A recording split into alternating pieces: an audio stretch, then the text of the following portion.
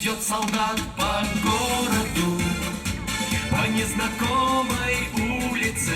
Очередные проводы в республиканском военкомате прошли под песни и танцы. Атмосфера была радостной. Молодые ребята из Ингушетии находятся на пороге самостоятельной жизни в армии. Проводить призывников приехал заместитель председателя правительства Республики Ингушетия Игорь Антонов, который поздравил их с этим ответственным шагом и пожелал проявить себя только с лучшей стороны. Я поздравляю вас с началом воинской службы. Сюда вы пришли новобранцами, выйдете отсюда солдатами.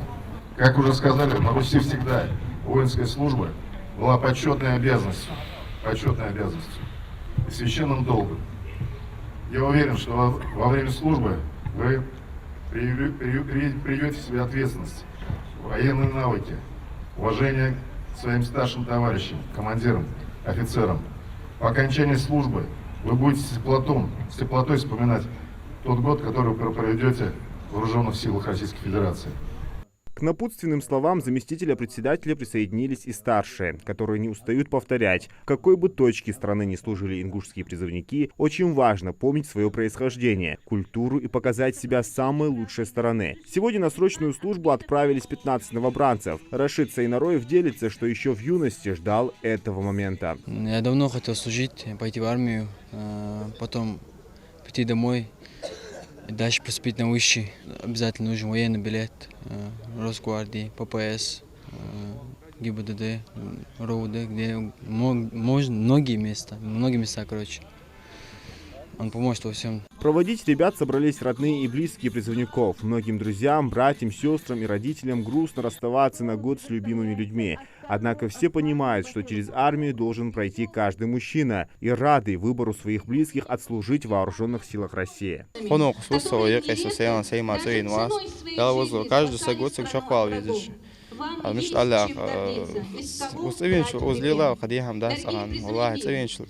квартал, нормальный бог, армия, каждого.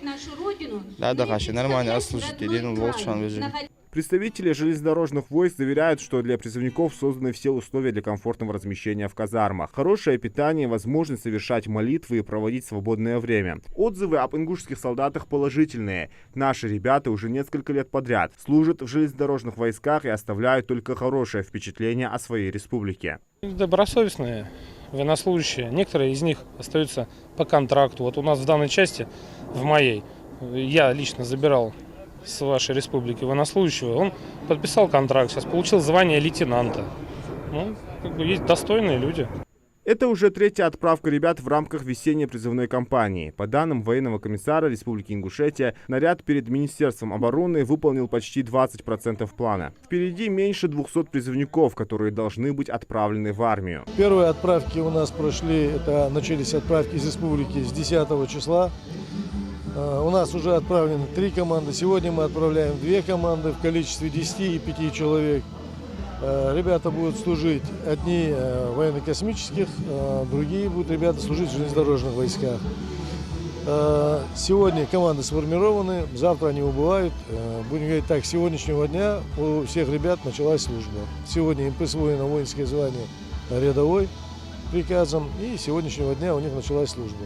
На прощание кто-то из провожающих читает молитву, другие просто молча смотрят вслед. Все чувствуют гордость и надеются встретить их через год, уже с воинскими званиями. Впереди 12 месяцев службы, и наши юноши обязаны оправдать ожидания родителей, друзей и всего ингушского народа. Зелимхан Кылоев, Адам Гулоев, Акрамат Дасхоев, Магаз 24.